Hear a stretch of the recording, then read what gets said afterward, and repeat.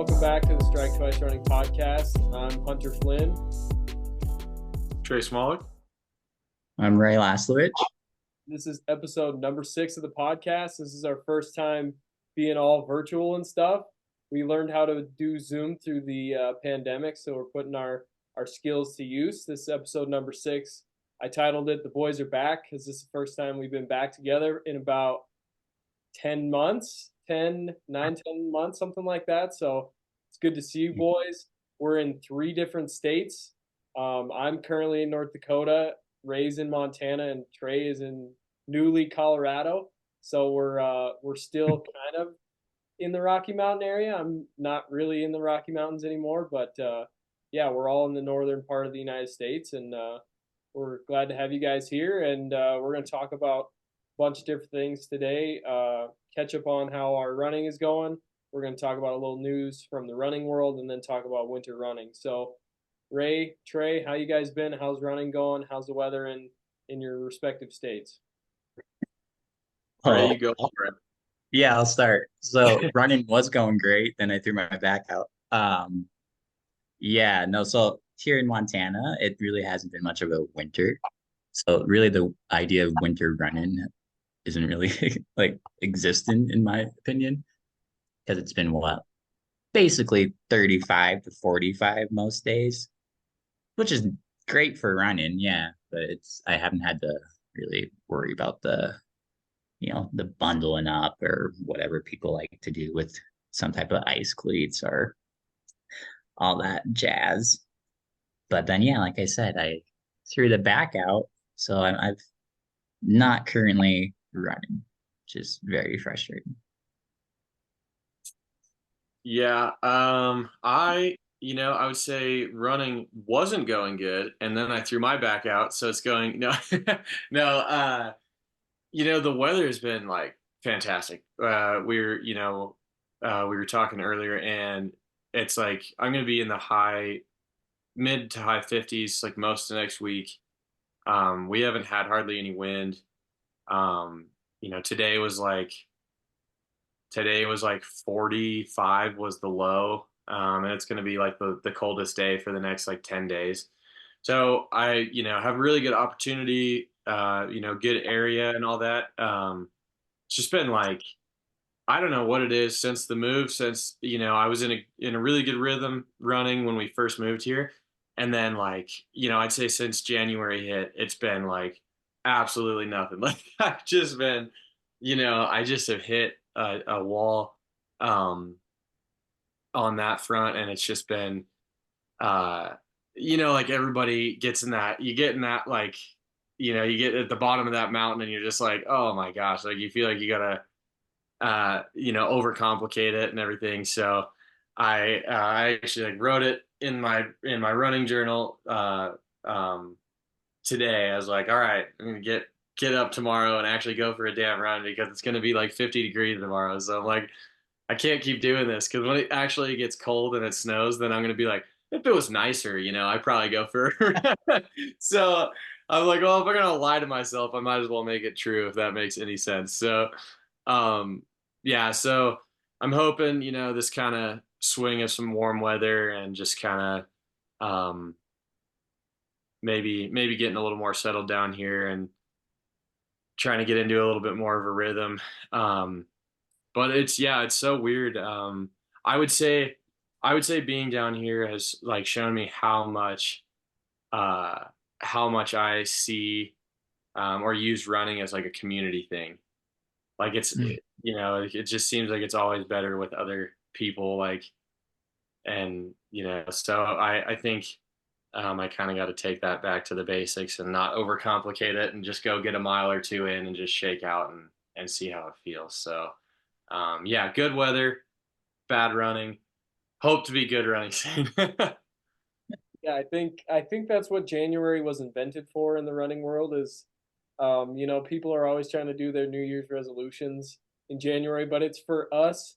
I don't know, running in Montana in high school and going to college in North Dakota. January was like our time. Okay, indoor was always for injury, so you go home for Christmas break. It's snowy, it's cold, so this is the time of the year to not be running. So you're right on par.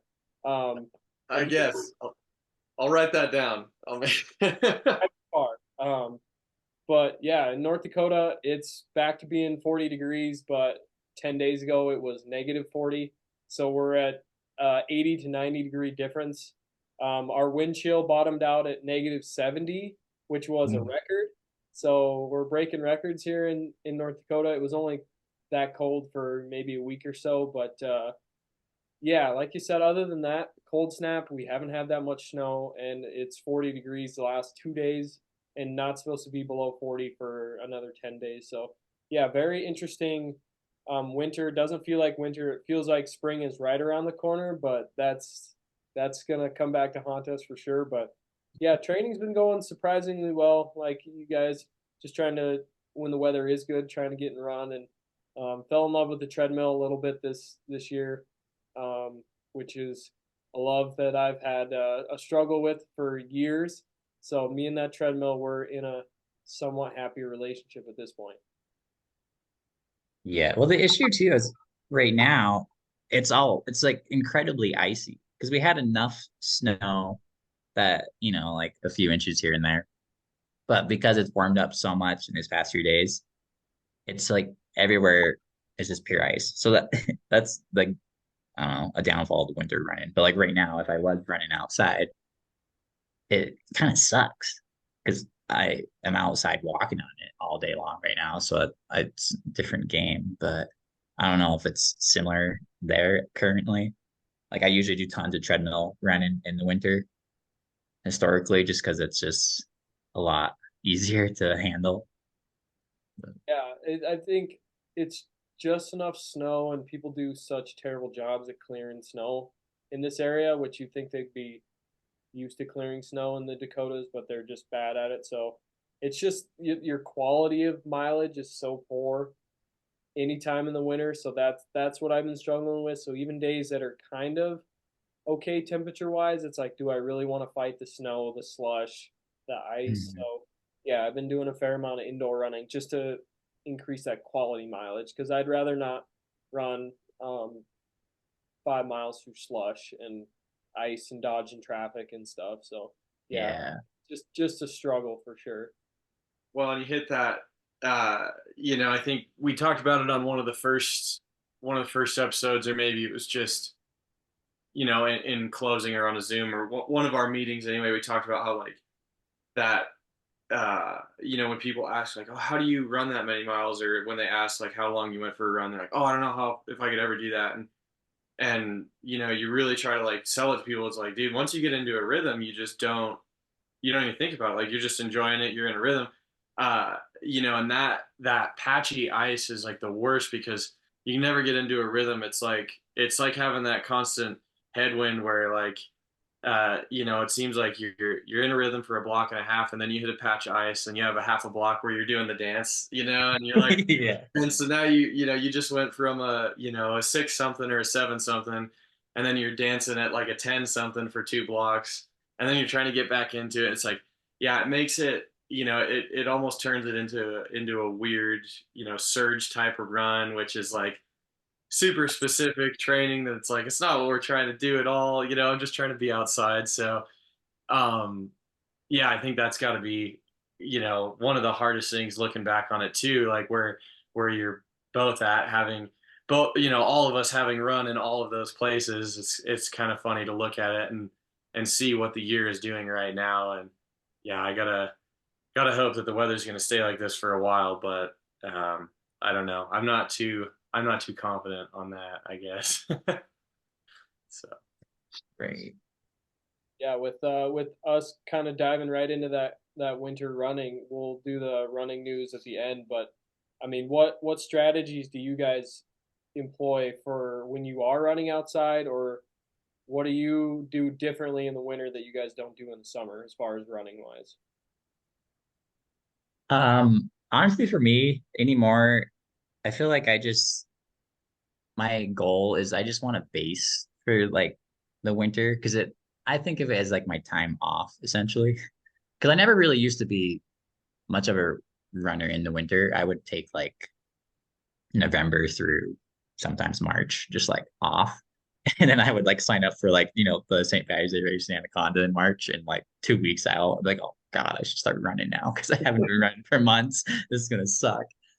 But anymore now, it's not necessarily like I'm doing hard runs, but I just want to be a consistent like 5 to 8 miles. And I just basically just to get out and get the mileage under my belt. I don't really I feel like because I'm necessarily just taking it easy for because it's my like time off from running. I feel like I should translate that into like how I train too, if that makes sense. So you're more focused at that point during the winter is just you're not focused on the watch. You're getting in your miles, but you're not worried about your pace and anything like that. I think that's a pretty good strategy through the winter. Yeah, and I don't like actually right now I'm kind of doing this like I kind of am on this hiatus from like Strava and certain apps like that. Like I just want to run because I want to run. I think I kind of got in a very bad habit of I wanted to do my run, then I wanted to see like how I did. So like I look at my phone immediately, and like it just almost I think some people just struggle with that. And I kind of got very much used to like looking at, that type of stuff. So yeah, currently right now it's just like I just get out. I kind of have a time limit at least. I'm like, oh, I want to at least get 45 minutes out or something and just go for it. I have an idea where I want to go if I'm like I know where my usual spots are around here that I like to run. So I kind of know what the mileage is. But yeah, it's just kind of get out and have fun, to be honest. It's not necessarily like I'm pushing myself to like 100%. But yeah. Yeah, with you saying, Hunter, that you've kind of found a new love with the treadmill and everything, and have been getting into some like really good quality mileage there. It's like, um, it kind of had me racking my brain of like, really, I felt like the bulk of the winter running that we were doing, or no, that I've done in the past has been like, either like force fed the treadmill where it's like, well, this is all we have, so go do it.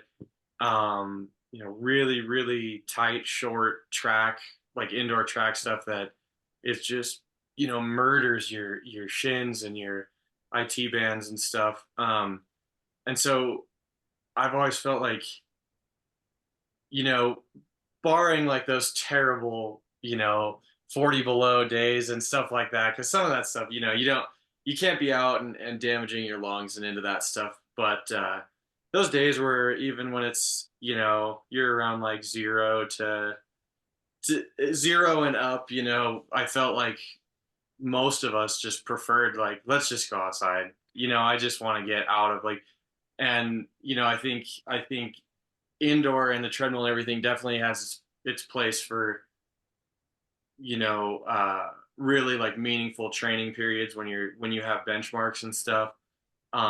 So I would say like for me when it came to winter running, it always felt like when we had benchmarks or times or things that had to be met, it was an indoor day and you just either got it out on the treadmill, or you're just going to be rolling out your IT bands for the night.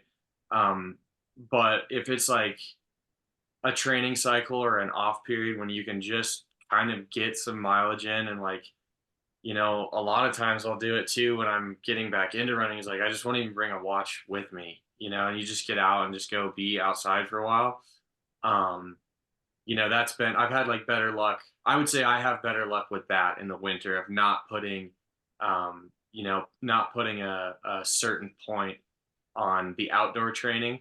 And then when benchmarks have to be met, it's kind of an indoor day because it's kind of a battle, I would say mentally too, because that's why most people want to go running anyways, just to be out and do things, and take you a little bit farther outside. But um, yeah, I don't know. I lucked out here. The park system is really great here, so they have some really great gravel and dirt and asphalt trail systems just down from the house, and they do a really good job of clearing it. So I've kind of lucked out there, which is like a luxury that I would say we're not really used to.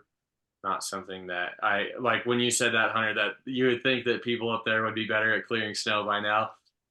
It's so true, and ice is even worse up there. And so it's like it's strange to be in a winter place and have areas that you can run outside and it's like bone dry. So um, yeah, I would say that's kind of how the winter has been in the past and is definitely looking to be this year.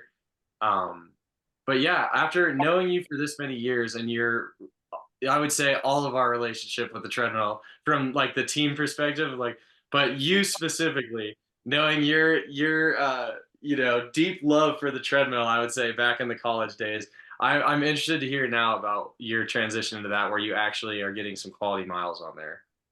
I mean, yeah, you nailed it right on the head with some days if you just need to get out and get some miles in, running outside is what we always did and what we're used to. I mean, you hit it again right on the head. If it was 0 degrees, we were outside. If it was below zero, we probably weren't most of the time. But if it was zero and above, we were outside typically no matter what. And if it hit 30, we didn't have shirts on, because Right. we get so desensitized to that just frigid cold. But yeah, the I don't know what the hatred was for the treadmill. I think people just there's such an unnatural motion to it. Like you're at the mercy of the treadmill. It has its own rhythm. Every runner has their own rhythm. So I think that was the biggest thing is either I adjusted my rhythm to fit better on a treadmill or I just overcame a mental barrier. I don't know, but with putting a big race on the docket, I knew that I had to get. I'm already starting into some interval work, and so I knew I wasn't gonna be able to get that outside. So yeah, like you said, the quality work you pretty much need the treadmill, and the track at the rec center is concrete, so that's probably the worst option, even though it's inside. But yeah, the treadmill's become a good tool. So even though I've hated it in the past, I understand that it has its place, and yeah, it's a good spot to run it when it's got a wind chill of -70. It's turns out it's pretty warm there. The only thing I have to do is bring a little towel so I can wipe the sweat off my head because evaporation happens when you're moving and when you're moving in place, you just sweat and it just runs down your face. So Yeah. that's different. But as far as other running stuff, I've used ice cleats a handful of times. They're a little clunky. They're different. They don't work great like through deep snow. So if you were in a good climate where you don't have that much snow and just need a little bit more traction, I mean, I might recommend them, but um, I haven't used them enough, I guess, to really be a hard sell for them. I think they're a little clunky for anything that I've ever done, but yeah, I mean, you could try that. And other than that, I mean, we kind of just said push through the weather that you can, and if you can't, utilize that treadmill. I mean, that's about all I can think of. Do you guys have any other thoughts? I've experimented just actually using um like the cross country spikes, like just in winter, because like you said, ice cleats. I work with them a lot, so I also think I could be a bit have a different opinion because I'm kind of used to them because I walk 10 plus miles with them every day, so I can kind of like run on them relatively easy now. I feel like, but at the same time, I think that also for me anyways, I feel like it somewhat alters like my form if I am doing like a long run with them on, which can lead to numerous consequences sometimes. But I've also found good luck with just like good old basic cross country spikes if you have those in like your shoes, and gives enough traction to kind of power through if it's not just like a clean sheet of ice. You can kind of deal with that. That's kind of really the only other thing. Other than those, it's really all there is. You just have to deal with it, I think. Yeah, Yeah. you kind of reminded me of something that tradition we started at Dickinson. Winter does a couple of things. It adds some new running routes, routes that you cannot run in the summer because um, we discovered a new route. I don't know what 2019, 2018, something like that, where Um, it had to have been, yeah, it had to have been 20 winter of 2018 going into 19 because that would have been, yeah, senior year is when I think when we first hit it, right? I think Um, so. So we were just running one day and we were crossing the bridge and the river was frozen and we said, huh, we should run on that. And it was just kind of one of those things, and we got down onto the ice and it was really funny because we had all these teammates from Southern California, Jamaica, Nigeria, like we had people from these warm weather climates all across the world and they were so freaked out by the ice. They got on the ice and they're like, oh, oh, oh, they're like, it's cracking, and we're like, it's negative 30 out. The ice is a foot thick. You could park a truck on this ice. Like, come on. Yeah. well, the funniest part about that was that I mean it's a super slow moving, river uh, that's controlled by the Dickinson Dike system, and so it's very slow movement, like slow moving. It's not super deep, like it's not crazy deep. And the week prior, it had been 60 below the week prior. So we're like, this thing is pretty much a glacier at this point. It's probably frozen to the damn weeds at this point. So we had some fun with those guys though. We'd say if you fall through, like do this and do that, and they're stressing out. And so it was my favorite still, I think, was one of our teammates was like he was directing traffic. He was like, you stand over there, you stand over, don't stand too close to each other. We're gonna have too much weight in one spot. And like he was ready for a massive fall in, and we were all, we had some fun with him for sure. But at the end of the day, um, yeah, I think at the end of the day, the best part about something like that is like, um, like it feels like at this time of the year, everybody goes through that slump a little bit, or 90% of runners go through that slump where you're just kind of wondering, like, you need that reboot. Um, so we would do one in the winter like that where we'd run the river, and it just kind of teaches you to just, remember like what running is about, just go explore and find something new. And then we do the same in the spring when we would go do the mud run and everything. So um, I think that's a big part of winter running too, is like if you're not a treadmill person or you've never been a treadmill person, like maybe try some different things with it and see if you can make the treadmill like a new shiny thing that's, like finding a new route to run too. So um, I think there's as much, if not more, mentality in winter training than anything else, is just finding a way to get it done. Um, but yeah, it's I don't know, it's kind of a weird perspective when you sit back and think about it. But um, Hunter, you're saying you're onto some interval stuff right now.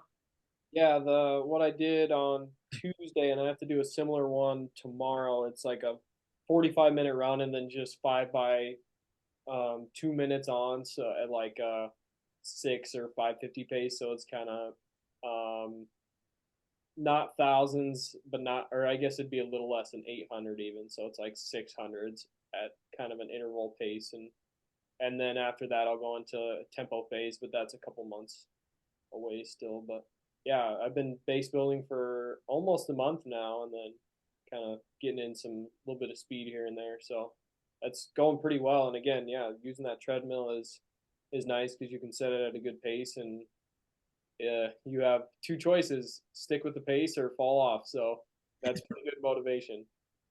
We've seen both. Oh yeah, yeah. Yeah, those treadmills they can be a little unforgiving because they don't slow down for nobody. No, no. Yeah, those ones at the rec center don't have the fancy harnesses like the ones at the school do. So, a couple of those kids, you know, that was terrifying. I was like brand new to coaching. It was like one of the first practices, and I just see a brand new like freshman just take one full tilt, and I'm like, all right, like. Ooh. She was so nervous. I asked her if she'd ever run on a treadmill, like we were doing intervals, and so the treadmill's already running, so you just kind of have to paw at it with your foot and get the pace and jump on and go. And I was like, "Have you done this before?" She's like, "Yeah, yep." And I was like, "You just look really nervous. Like, are you sure you're all right? You know?" And I don't know if she was too nervous to say something or if she was too nervous to do it, but yeah, she just went for it. And I'll tell you what, dude, like she yeah, she didn't have the feet going. Her hands were like she was full Superman, but she did not let go, dude. She was like just grinding it out. But um I bet you yeah, she still has those scars on her knees. 'Cause I she, think so. Yeah, she had a pretty gnarly one on her shin too from that, but no, God love her. She got right back up. She got it done. She did the whole workout. She like taped her leg up and did the whole workout. So she was yeah, she toughed it out. But I was like, dang, these things do not care, man. Like the emergency stop, there was nothing, dude. They were just like full Oh, tilt. So, but yeah, that's the dark side of the treadmill training. So be careful out there, folks. Be careful. do you do like incline work on treadmills? in college, we did a ton of it. Yeah. And it seemed like in indoor, that's where we ran a little bit shorter distances. Our longest distance in indoor track was a 5K. So we were like 3K, 5K guys, both me and Trey, and sometimes even dropping down to the mile and the 4x8 or whatever. But um, if you want to get fast, put yourself at incline. Mhm. Like you will get faster than you've ever been in your entire life from running incline. Um, that's when I ran my best times ever. Were in indoor from just putting it at. Um, we had the advantage at Dickinson State. They had some of the best treadmills that money can buy. They're 20 years old, but they were the best in the industry then, and they're still really good now. But you can get 18, 19, 20% grade on those really easy, and they go up to like 25, 26 miles an hour. They are legit. So if you want to get fast, incline is your friend, or hills. But for winter training purposes, put that baby at incline and you'll get fast. Yeah. That's kind of like a savior for me for to be able to do a run on a treadmill. I get bored. I'm just there's certain things with me. I can't do loops. It's I get really lost in my mind. But treadmill, I was just thinking to myself how, there's a certain limit of like, okay, I want to do something different. And that's where the incline part really comes in handy, where it just, I don't know, makes me enjoy it a bit more, I suppose.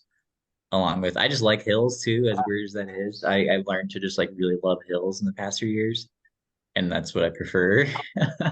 So it's kind of, I don't know, switched over to my love of treadmills. It's like, oh yeah, I can just put this thing like a nice little grade and just relax. Said no one. I know. I've turned into like I just want to climb up a mountain and then go back down and then do another mountain. And there's something about that that's just really addictive. So there's a we'll have to see if we can find it. If I find it, I'll email it over to you. But the one I used was always in print. It was in a book, but and it can be kind of a pain in the butt to find online because there's some conflicting lists. But there's a pretty general like rule of thumb list that's out there for um, when you're set at a speed and set at an elevation, what the actual pace is. So if you're running an 8 minute pace on the treadmill, but you have it at a certain incline, it'll kind of convert to a degree of accuracy, it'll convert what it feels like you're actually running, more towards like a seven mid or something, just depending on. Um, so if when you're looking at stuff like that and you're trying to shake up those workouts and for those people out there that like are just treadmill hounds that just grind it out and they listen to an audiobook or whatever, like they just do their thing and that's just that. um, but if you're trying to get those incline workouts in, Definitely find a copy of that list or some form of that list. It's never going to be 100% accurate. Every treadmill is a little bit different. They say they're going the same speed, but they're absolutely different. Um, but it's going to be close enough that it'll give you a pretty good idea because I have met people that did a workout of like, oh, I put on incline, but it said I had to go at whatever pace. And I'm like, yeah, but you don't even run that pace when you're in a race. Like, what do you think Hmm. that converts to on incline? So you gotta like, you have to, kind of take that stuff into consideration. And it's stuff that seems obvious, but it's like all the time, people get really discouraged when they try to do a treadmill workout, and it's like it's a whole different world. Like, like you were saying, Hunter, like you have your rhythm and your pace, and the treadmill doesn't care at all. So it's like, the more information and the more you can know and have going into that workout and understanding that treadmill a little bit better, it can make that transition a little bit easier on those workouts because I'm still not, never was, and still not a treadmill guy at this point. I'm holding out hope. Hunter's had a treadmill renaissance, and I'm holding out hope that I'm gonna stumble on one of those one of these days. So You'll get there, my friend. Any other thoughts on treadmill running, indoor running, winter running, anything like that? Um, well, just winter training. Do you do anything different? Like I think of the idea of like, some people do more like cross country skiing as kind of like a way to train still. It's not necessarily the same, but like, or like power hiking essentially. Or do you incorporate any other things like that? Or are Uh, you just kind of like strictly just like running? I'm pretty straightforward and just run. I know that a lot of the pros do a lot of cross country skiing. Yeah. Again, that too is so weather dependent because it needs to be cold enough for snow, but not too cold. And yeah, this part of the country in North Dakota is probably not the best for it. Actually, in the Badlands, probably wouldn't be too bad. Um, but I don't see much of that in this area. So I am not familiar with it in this area. There's quite a bit of cross country skiing in your area, Ray. I'm sure closer to Denver. Yeah, for sure. No, I do. I mean, I do a lot of skiing, but I've gotten into more of the touring type skiing, and that's it's just a nice exercise to kind of include, because you just basically it's a different form, I know, but you're you're just going up a hill essentially, and then come back down. But yeah, no, there's tons of cross country skiing around here for sure. It's not again this winter is just so unique that it's not necessarily the best, but you can get out and get some miles in. That's for sure. Yeah, I'd like to do it eventually, but just another thing that costs money. Yeah, very expensive. kind of a weird, not really one you can jump into either. It feels like, you know what I mean? It does. It's not the most inaccessible, but it definitely is not one of those things. Like, if I was gonna go, I would want to go with somebody who's been before. I don't want to just be out there wandering around and hoping I'm getting it right. So yeah, I think there's always barriers to entry, but I feel like with winter sports, it's kind of like, all right, somebody teach me what's going on here because I have no idea. Yeah. Yeah, I think it'd be good to try. We should try it for a podcast episode. We'll go cross country skiing. There's some good trails back home for sure. So Yeah, I know that Yeah. a Homestake Lodge between Whitehall and Butte. There's a cross country ski lodge, and we went there for like a fourth grade field trip, and it was pretty sweet. So I imagine there's a lot around Disco too. Yeah, there is. There's the Echo Lake Trail Association, whatnot, something like that. There's a lot of cross country trails around that. Yeah, we'll have to give that a shot. So, all right, now we're switching gears to some news from the running world. Have you guys been up to date on what's going on with UTMB? Have you heard anything You- about that? I didn't take the time to like understand like what was exactly going on, but I think I know what you're hinting at. So yeah, there's a boycott out for UTMB currently, and I'm still trying to get a little more information on it. I don't know. I'll be curious to see how this pans out. So two runners, Killian Jornet and Zach Miller, who are both top finishers at UTMB in the past couple of years. Killian is a four-time winner of UTMB, and Zach finished second last year. So both top runners, and they have reached out to the top 15 men and women that were on the start list for this year. And they said, hey guys, I want you guys to not run UTMB and run a different race with us. We're going to pick out another race, and we want you guys to run this other race because um, essentially what they're claiming is that UTMB, because it operates as a commercial business. It's not just the name of a race. It's a business that's partnered with the Ironman group, which puts on a ton of races around the world. So UTMB and the Ironman group, what they're claiming is that their business partners are treating people poorly and running over everyone who gets in their way. So there's this boycott of UTMB. What are your guys' initial thoughts? I mean, how do you think this will impact, or if it will impact UTMB's the competition level and all that? When I first saw that, my initial thought was, is it even real? It just seemed very like it took me by surprise. I think that's why I was like, this is odd to hear that. And then I think that's kind of why I went in the direction of like, oh, I don't want to read all of this, and I'll look into it a different day. But I don't know. I think it's such a huge. The UTMB is so big that I mean, even if there was some type of boycott, I don't. I think it's still going to go on. There would just be all the other competition that is missing out. Then they have their lane to get up there, basically, if they're that type of route of a boycott. Yeah, especially with they only reached out to 30 total people. I mean, Yeah, with it being probably the most well-known ultra in the world, how are yeah. how is 30 people? Yeah, it's your top 15, but is from a business perspective, I don't think it's not going to change their numbers by that much. They might lose a little popularity, but I mean, I agree with your statement.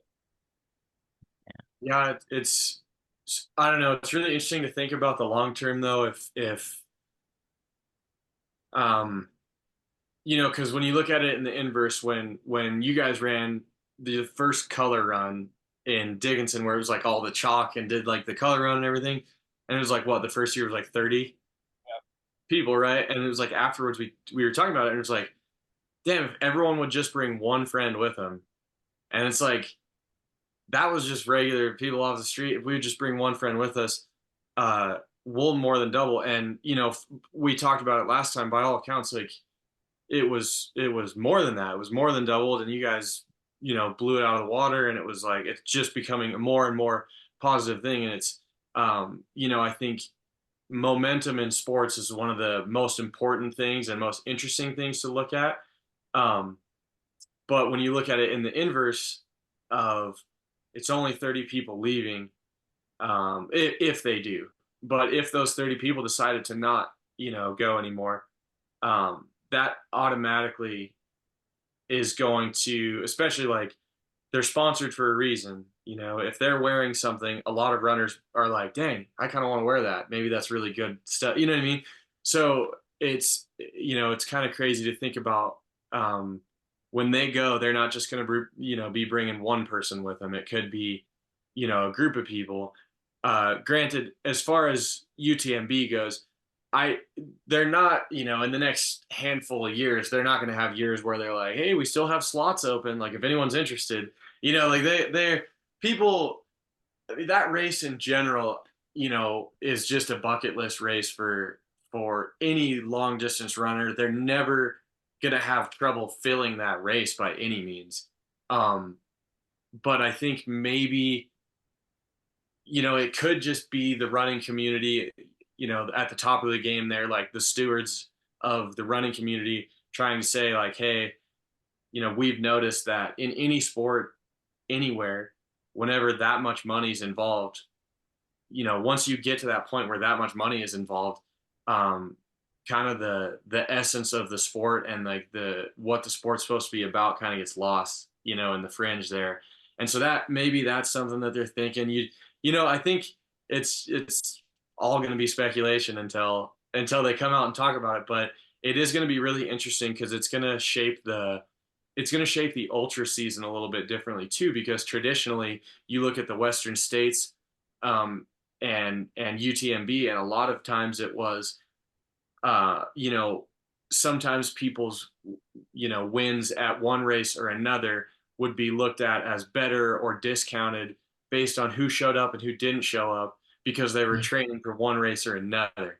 So you got guys like, when Jim Walmsley moved overseas and, decided he wasn't going to run the Western States to do a full training cycle for UTMB and be over there and just be around there. That totally rocked the Western States outlook because he had just broken the record by a landslide.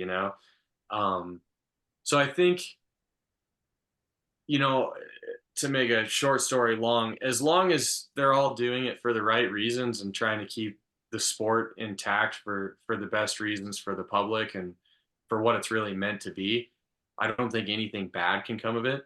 And I don't think anything bad's going to come of it for UTMB as well. I think it's still going to be a bucket list race, but it might also change their outlook on the sport and what they, might alter some things there too. So I guess they haven't called me and asked for my 2 cents, but there it is. So they can they can listen in if they want, I guess. But Well, I think you nailed it with bringing up a lot of different points with they're the runners. From my research, I read a couple articles.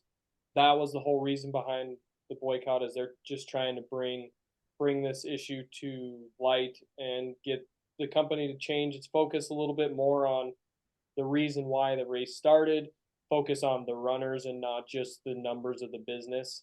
And a little bit of background, you look at Gary Robbins, super famous ultra runner. He has that famous video on YouTube about the Barkley. I think it was Where Dreams Go to Die. It's a pretty famous video of his attempt at the Barkleys. But he lives in British Columbia, I believe, and he started a race series up there in Canada, and then the UTMB slash Ironman group came in and started a race nearby the same weekend as him, and Gary Robbins' race had to shut its doors because it got pushed out by this bigger commercial company. So that was kind of some of this. So I think that's where this, and then the race announcer, I forget her name, but she was fired from UTMB in this. So that, along with Gary Robbins getting pushed out as a pretty well known guy, but he wasn't associated with the big commercial UTMB name. He got pushed out, so I think that was some of the reason for the boycott. But there's been a lot of people on both sides. One former runner who is against the boycott, Martin Cox, famous runner, coach of ultra runners.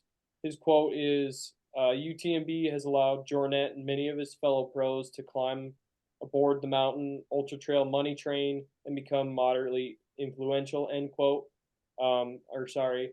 So it seems to be a little ungrateful to then turn around and attempt to hold the race for ransom, end quote. So there's that side of it too. Like, they probably became famous because of that race. So then why did they kind of turn their back on that race? So there's that side of it too. So like you said, it's all speculation at this point. So I'll be really curious to see how that shakes out. But I think either way, it could really impact kind of the whole ultra world and the schedule and everything that goes along with that. Right. yeah, well, and it's kind of that same, following up on that quote, like it's super true that like most of their notoriety came from that race in terms of like I would say like social media or just general social influence. Obviously, like there's a million ultras that are super amazing and have like a ton of like a huge following and a lot of people make a name for themselves. But no doubt UTMB was one of, if not the biggest. So they're there is that side of it that they definitely gained a lot of notoriety, and some sponsorship and stuff from that race. But at the same time, like, just because something was doesn't mean it always is. But if they had a different mindset back then and it was run in a different way back then, and they didn't see any moral issue, or social issue with participating in the race, in their mind anyway, then this stuff kind of stacking up, could be that straw that broke the back there. And maybe that's kind of the point they're trying to make, is like, well, we don't really care how big you are, or how much you've done, or how, like, once you get to the point where you start, turning your back on your own way of life, or the way that you got big in the first place. Because, UTMB was, I would say it's also a partnership with those guys, in that they're famously training for that race, and that race is famously, like, bringing them a lot of attention as well. So, um, there is the two sides of it, but even those sides have sides, just kind of interesting to look at all that. And I'm really curious to see how that pans out. I'm curious to see, um, if there's any comment from UTMB as a whole, when the dust kind of settles and stuff. So it could be interesting, but, like, yeah, who knows? Who knows at this point? Yeah, hopefully they get that figured out, because the race wouldn't exist without runners. So they have to, at the end of the day, remember that a little bit. But yeah, I guess we'll see. So that was running news article number one. The other one is a very interesting new trend in trail running that I discovered. And this is an event that's taking place in Indiana in June, I think. So we might have to take a trip. But it's called the Trail Golf Endurance Challenge. And it combines golf and trail running. And so I'm going to share my screen here. So this is the Trail Golf Endurance Challenge. And again, it's in um, Indiana, and June 15th. So this is, I'll let you guys read this description a little bit. I'll read it out loud. Don't let the name fool you. There's no clubs or balls involved. This is a trail running endurance challenge like no other. The object of the game: complete the routes with the lowest cumulative score and you win. Simple enough, but wait. Score? Don't you mean time? Not quite. So essentially what they're doing here is they're taking a time to complete your loop as a golf score. So eagle, birdie, par, bogey, double bogey. So if you're looking at that chart there, you can see your 8 minute mile is going to give you an eagle. So it's a different way to score a race, and there's two different ones. You can do a 50K or a 10K. So 1 or 9 holes, but there's these loops. They start at each hour, and they score it like golf. And I thought I'm very intrigued by it, because I think your strategy changes a little bit, because it's not just, because your golf strategy is much different than a running strategy, whereas you might get eagle on the first two because you went out hard, but then you might be double bogey for a couple in a row. But if you run par, you might be right down the middle. So I'm curious to see how different this actually scores compared to like a normal um, race where you do like a last man standing kind of deal where you start a loop every hour. So I'm curious to see, do you guys think this will catch on? Do you think this is an interesting concept? This is the first I've ever heard of something like this. Yeah, no, I think it is a cool concept. I is it a team option as well, or is it just like solo? I wonder. I think there was a team option. 'Cause I feel like, oh yeah, they're There's a Relay relay. runners, yeah. because I think that would be a fun for. I mean, it would also be a great challenge, I suppose, for one person. But like the 50K in a relay would be pretty interesting. Yeah, and it's just it uses so many golf terms that it just makes it funny, because you have tee times and you can't tee off early. Um, Yeah.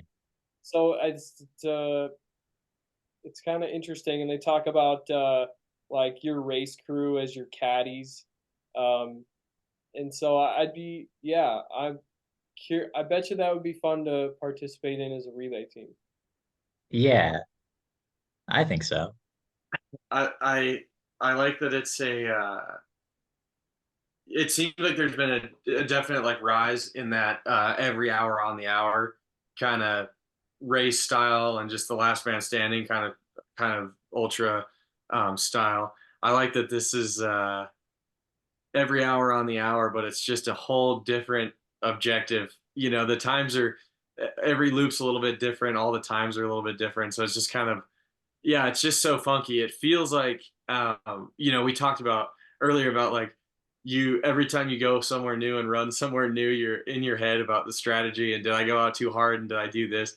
Uh, yeah, I think that would definitely be a really good test of that. I think this would be a whole different thing for sure. So it's Yeah. kind of interesting. Well, and it's interesting because a lot of those last man standing or every hour, they're the same loop over and over and over again. This one is 9 different loops. And I mean, some of these, like, I'd be curious to see the terrain, but obviously, some of these, like hole two, that's probably pretty switchbacky. Like, I imagine that's got some incline to it. So, for every hole, your strategy changes. It's not just the same loop over and over. So that makes it even more interesting based on what you just said. Right. Yeah, how did you hear about that? I've never seen anything like that. Well, I was just on like an email chain of running articles, and I saw the UTMB one and then this one too. So I was like, oh, I bet you those guys will get a kick out of that. But yeah, I've never seen anything like that, and it sounds like it's the only one in existence. So I'd be really curious to see if it catches on anywhere else. But also when I thought about it, like logistically, that like where do you run this? Where you have 9 different holes, 9 different loops in close proximity? Are they on a golf course, or are they on like a trail system that just has trails everywhere? Like Right. how do you find such a specific place to run something like this? Right. Yeah, you'd have to think that some of them definitely. You'd have to think it's a trail system. You know, the picture on the site looked like he was kind of around the corner on a trail for sure. So seems like it would be a trail system, and I feel like there would have to be some overlap somewhere. But um, just the with them all being different distances, no matter what the overlap is, it just makes for a um, strategy wise, like you said, like you every Yeah. time you're taking a leg, especially as like a team, you're trying to figure out like, okay, who's going to run this leg and who's going to do that. But I think, yeah, that kind of just really changes things. Um, I'm interested. Yeah, I'm interested to see how that catches on. Well, Yeah.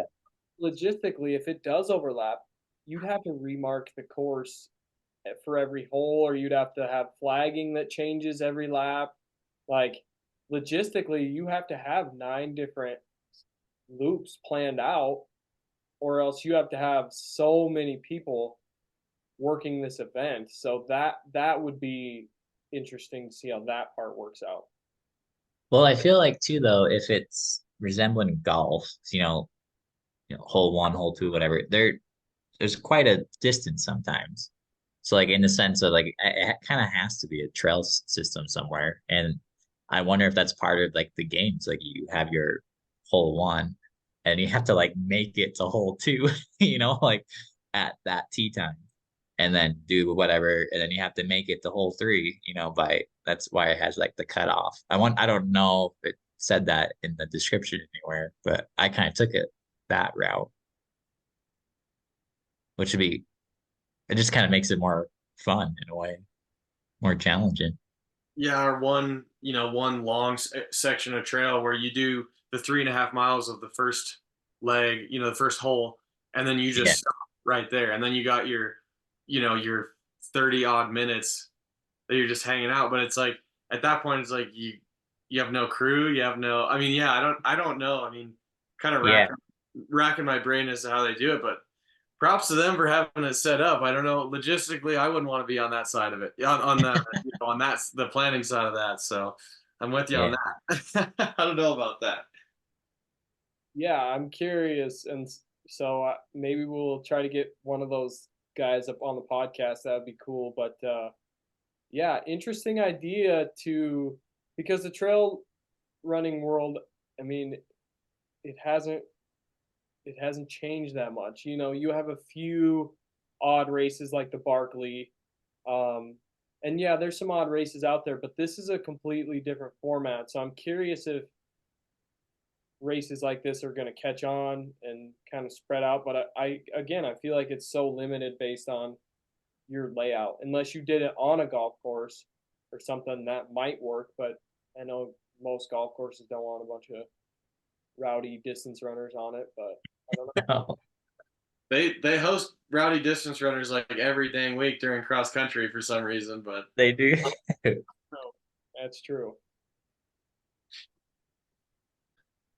All right. Well, appreciate you guys tuning in. That was episode number 6 of the Strike Twice podcast, and we'll see you guys next time.